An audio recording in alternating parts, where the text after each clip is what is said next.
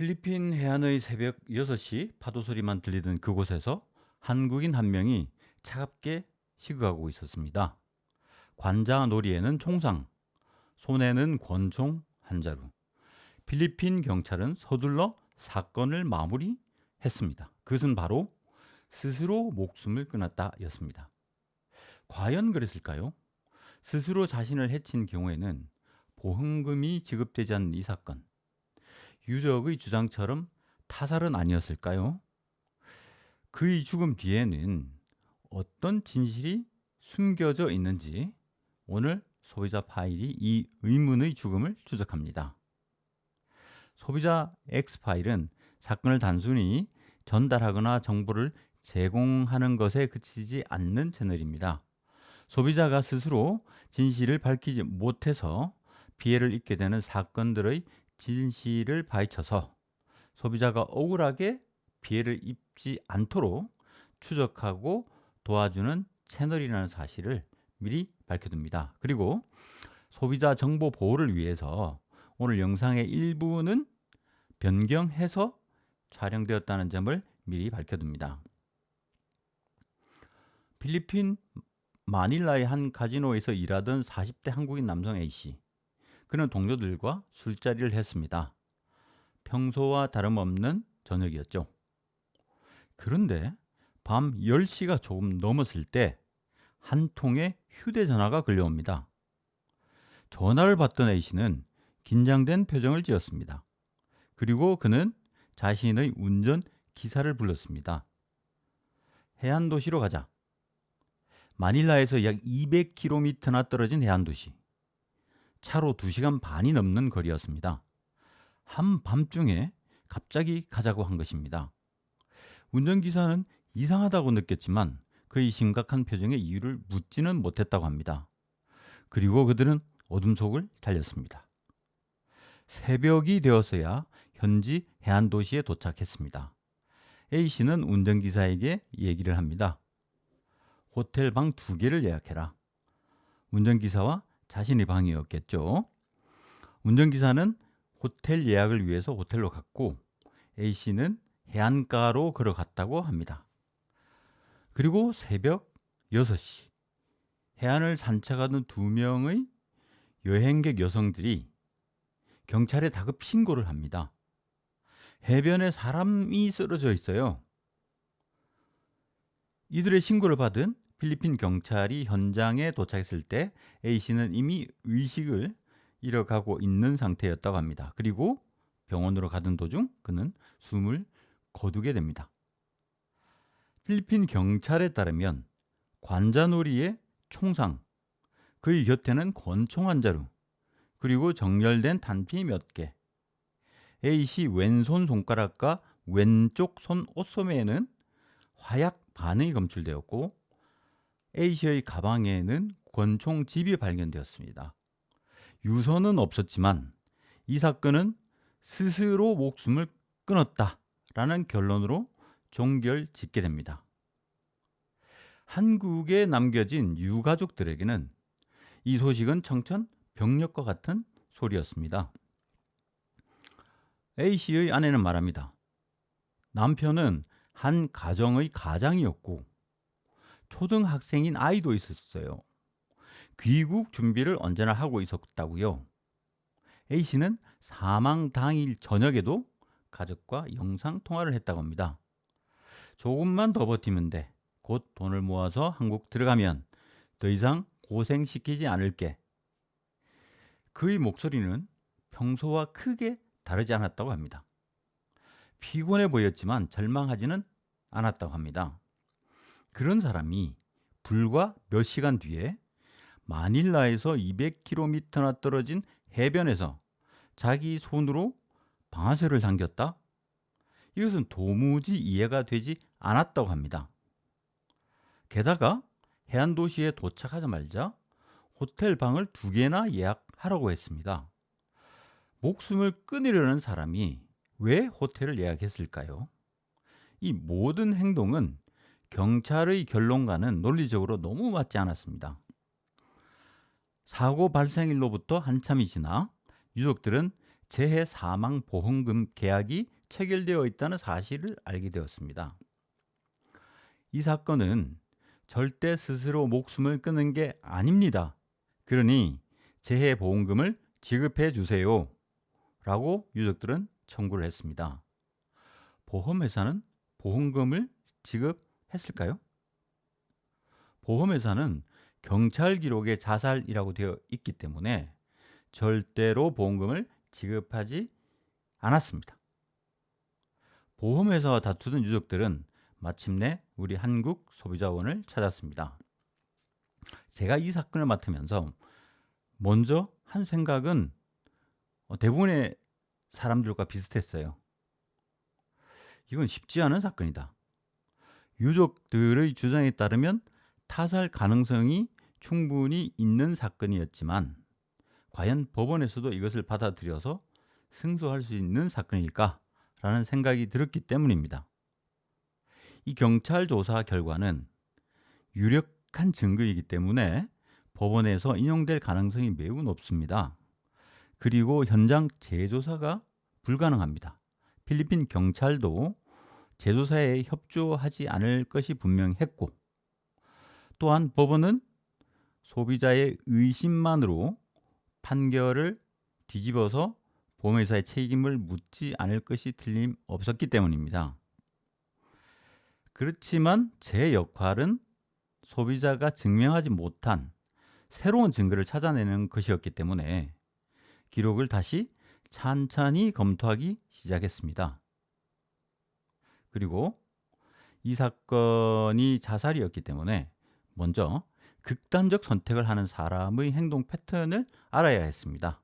이에 대한 자료를 조사하고 연구를 해보았더니 이런 선택을 결심한 사람들이 실행에 옮기는 데 걸리는 시간이 있었습니다. 이것을 연구한 연구자에 따르면 극단적 선택을 결심한 사람들이 실행하는 데에는 대부분 10분 이내라고 합니다. 특히 A씨처럼 술을 마신 상태라면 충동성이 더 극대화되기 때문에 더욱 즉각적으로 이루어지는 경우가 많다고 합니다. 그런데 A씨의 경우는 이러한 일반적인 패턴을 전혀 따르지 않았습니다. 밤 10시에 마닐라에서 술을 마시다가 해안 도시까지 무려 3시간 동안이나 자살을 생각하면서 시간을 보냈다? 그리고 그 충동이 지속되었다? 이것은 전혀 일반적인 패턴에 해당되지 않는 것이었습니다. 만약 정말 그런 결심을 했다고 하더라도 그 정도의 시간이면 그 충동은 당연히 식었어야 정상입니다. 하지만 도착 후에도 그는 오히려 현지 이 호텔 방을 예약하라고 지시하는 등 전혀 자살할 사람들의 심리적인 증상이나 행태를 보이지 않았던 것이죠. 심리학적으로 전혀 설명되지 않는 행동이었습니다. 두 번째 의문점에 대한 조사를 했는데요. A씨가 살던 곳은 마닐라였습니다. 만약 정말 극단적인 선택을 하기로 했다면 굳이 3시간이나 차를 타고 낯선 해안까지 갔을까요? 음주 후 아주 먼 거리를 이동해서 스스로 총을 쏜다는 것은 통계적으로 매우 불합리한 결과라고 합니다. 통상 이런 극단적 선택을 하는 사람은 자신이 익숙하거나 즐겨 찾는 곳으로 간다고 합니다. 낯설고 거리가 먼 곳을 선택하는 것은 매우 비정상적인 행동이라고 합니다. 이 두 개의 내용만으로도 필리핀 경찰의 수사 결과는 쉽게 수긍할 수가 없었습니다. 자, 이제 필리핀 경찰이 조사한 현장으로 한번 돌아가 보겠습니다. A씨가 발견되었을 때 그는 아직 완전히 죽은 상태는 아니었다고 합니다. 처음 발견했을 땐 숨이 붙어 있었다고 합니다. 하지만 병원으로 가는 동안 숨을 거두게 된 것이죠. 보통 권총으로 목숨을 끊을 때는 관자놀이에 총구를 정확히 겨냥하고 쏘기 때문에 즉사하는 경우가 대부분이라고 합니다. 그런데 A씨의 경우에는 단환이 머리를 관통하지 못하고 비껴 나갔습니다. 전문가들은 이렇게 분석합니다. 이건 총기 사용에 익숙하지 않은 사람이 흉내를 내다가 실패한 흔적의 가능성이 나타난 것이다. 물론 극히 드문 경우이지만 생존 상태에서 병원으로 이송된 경우도 약 10%가량이 된다고 합니다. 그렇다면 90%의 경우는 현장에서 즉시 사망한다는 결론에 이르는 것이죠. 경찰 기록에서 저는 또 다른 의문점을 찾았습니다. 왼손 손가락과 왼손 소매에 화약 흔적이 있었다는 내용에 주목했습니다. 저는 유족들에게 물었습니다. 혹시 A씨는 왼손잡이였나요? 그런데 뜻밖에도 유족들은 A씨가 오른손잡이였다고 합니다. A씨가 오른손잡이였는데 왼손으로 총을 겨눴다는 것은 선뜻 이해가 가지 않았습니다. 오른손잡이가 총을 쏠 때 왼손으로 하는 경우는 통계적으로 6% 미만이라는 결과를 확인했습니다. 물론 불가능한 것은 아닙니다. 하지만 매우 드문 경우죠. 우리 남성 시청자분들 분에서 사격 훈련 많이 하셨죠? 오른손잡이가 오른손으로 통상 사격 훈련을 하죠. 그런데 막상 전쟁터에서 왼손으로 총을 쏘는 일이 가능할까요? 저는 거의 불가능하다고 봅니다. 그런 결론을 내렸습니다. 그래서 저는 이 부분을 집중해서 조사하기로 결심을 했습니다. 유족들에게 오른손잡이를 증명할 수 있는 자료를 요청했습니다. 유족들은 골프 치는 장면에서 오른손잡이로 보이는 사진을 제출했습니다. 이것은 결정적인 증거가 될까요? 그러나 골프의 경우에는 스윙 방향과 우세손이 일치하지 않는 경우가 흔한 것으로 조사가 되었습니다. 왼손잡이가 오른손잡이와 같은 방향의 스윙을 하는 경우가 드물지 않다는 것이었습니다. 결국 골프 스윙 자세만으로는 오른손잡이라는 사실을 확정하기 어려웠습니다. 저는 또 다른 자료를 조사하던 끝에 A씨가 자신의 아이와 물놀이를 하는 영상을 확인할 수 있었습니다. 이 A씨는 자신의 아이에게 조그마한 플라스틱 공을 오른손으로 계속 던져주는 영상이 발견되었습니다. 그렇다면 이 영상이 오른손잡이라는 것을 확정해도 되는 증거라고 볼 수 있을까요? 우세의 손을 판단할 때 가장 신뢰도가 높은 내용이 있는데요. 글씨 쓰기, 숟가락, 젓가락 사용, 칫솔질, 신발 끈매기, 그리고 공을 던지는 등의 행위입니다. 이렇게 정교한 미세 운동에서 쓰는 손은 우세손일 가능성이 크다고 합니다. 결국 오른손으로 아이에게 공을 던졌다면 오른손잡이로 볼 충분한 증거라고 볼 수 있는 거죠. 또 다른 필리핀 경찰 조사 내용에서의 의문은 현장에 단피가 정렬되어 있었다는 것입니다. 누가 스스로 목숨을 끊는 사람이 단피를 가지런히 놓았을까요? 이해가 되지 않는 것이죠. 필리핀 경찰은 이러한 의문들에 대해서 일체 명확한 답을 제시하지 못하고 있었습니다. 그리고 이제 A씨의 직업에 대해서 한번 살펴보겠습니다. 그는 필리핀 마닐라의 한 카지노에서 관리직으로 일을 하고 있었습니다. 겉으로 보기엔 평범한 직장인이었죠. 하지만 필리핀 카지노 업계는 우리가 생각하는 것보다 훨씬 복잡합니다. 필리핀에는 한국인이 운영하거나 관여하는 카지노가 많습니다. 그리고 그 뒤에는 돈과 이권을 둘러싼 갈등이 끊이지 않았습니다. 실제로 필리핀 현지에서는 한국인 사업가들 간의 분쟁으로 인한 폭행, 협박, 심지어 살인까지도 일어난다고 합니다. 결국 A씨에게는 스스로 목숨을 끊을 이유가 희박한 반면에 타살의 가능성은 더 크게 열려 있는 경우가 이 사건의 경우라고 보여졌습니다. 저는 비록 필리핀 경찰 조사에서 스스로 목숨을 끊었다고 되어 있었지만 위에 나타난 정황 증거로 볼 때 이 기록을 신뢰하기 어렵다라고 판단을 하고 보험회사에 재사망보험금을 지급하라고 조정을 했습니다.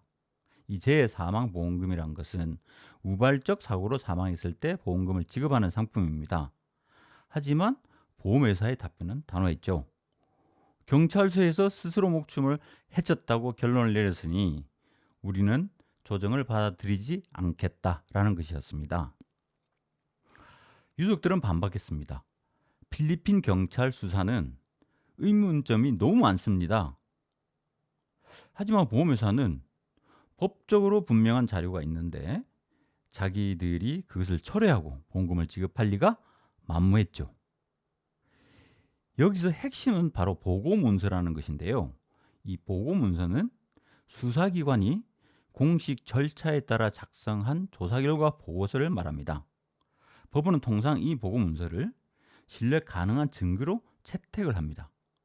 즉 필리핀 경찰의 문서에 자살이라고 적혀 있었다면 보험회사는 가장 강력한 증거를 가지고 있었기 때문에 법원의 판결 없이는 절대 보험금을 지급하지 않으려고 하는 것이죠. 더군다나 보험금액이 고액이고 보험회사에게도 유리한 증거가 있는 사건은 사실 분쟁 조정 제도로는 해결하기가 좀 어려운 경우가 많습니다. 제가 아직도 이 사건을 읽지 못하는 이유가 바로 여기에 있는데요. 해결하지 못한 상태로 소비자에게 소송을 갈 것을 권유했기 때문입니다. 아직도 안타깝고 너무도 아쉬운 사건이었습니다. 제가 보기에는 자살이 아니라 타살로 보였기 때문입니다.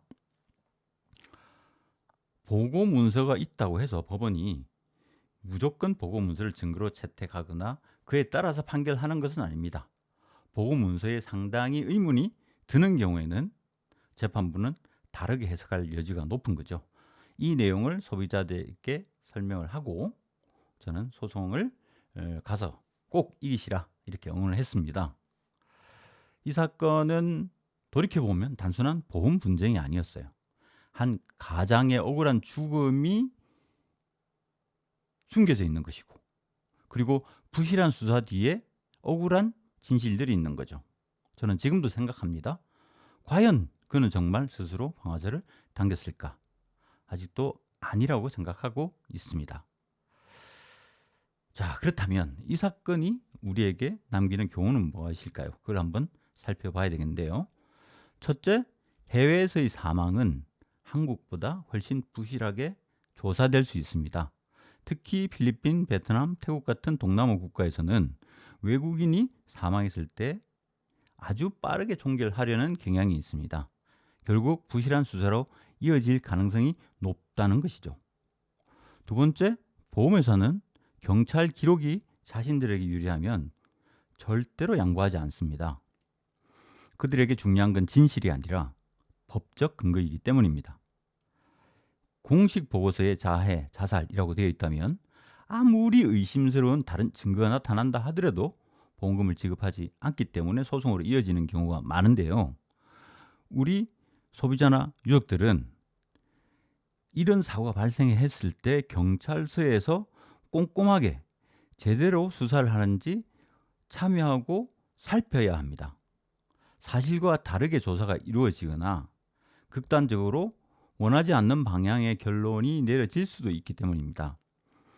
이렇게 조사가 잘못된 것을 그대로 방치하면 나중에 예상하지 못하는 2중, 3중의 고통들이 따라오기 때문입니다. 그래서 한국 경찰이든 외국의 어느 경찰이든 수사가 제대로 진행되는지 반드시 꼼꼼하게 챙겨야 한다는 것을 기억하셔야 합니다. 그리고 이 사건처럼 해외에서 일어나는 경우에는 우리 대사관을 통해서 반드시 해당 경찰서의 조사 내용을 확인해 둘 필요가 있습니다. 그리고 현지 한인협회가 있습니다. 거기에 이런 사건들을 잘 살펴볼 수 있는 그런 분들이 계세요.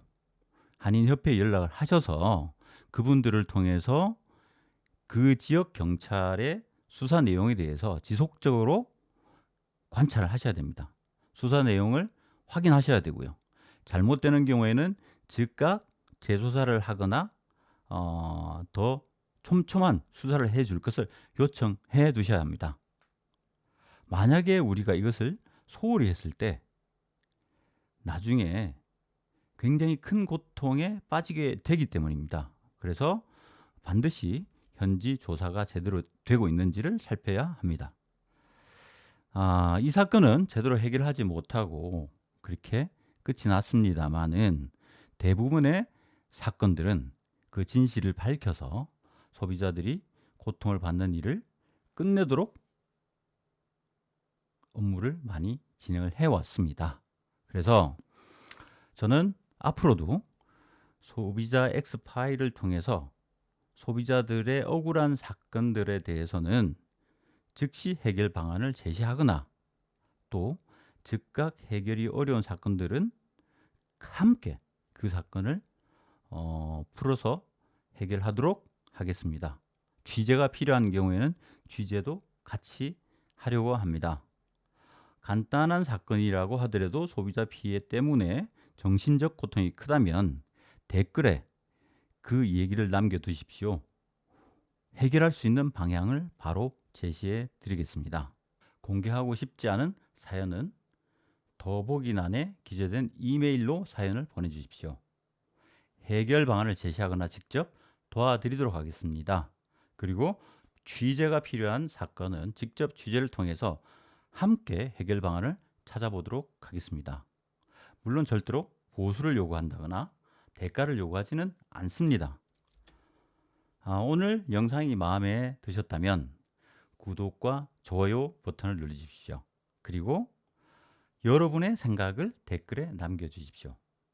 여러분들이 이 채널에 보내는 관심이 누군가에게는 희망이 될 수도 있습니다. 고통스러운 문제를 해결하는 방향을 제시할 수도 있습니다. 소비자 X파일 다음 이야기로 다시 찾아뵙겠습니다. 진실은 언제나 드러납니다. 감사합니다.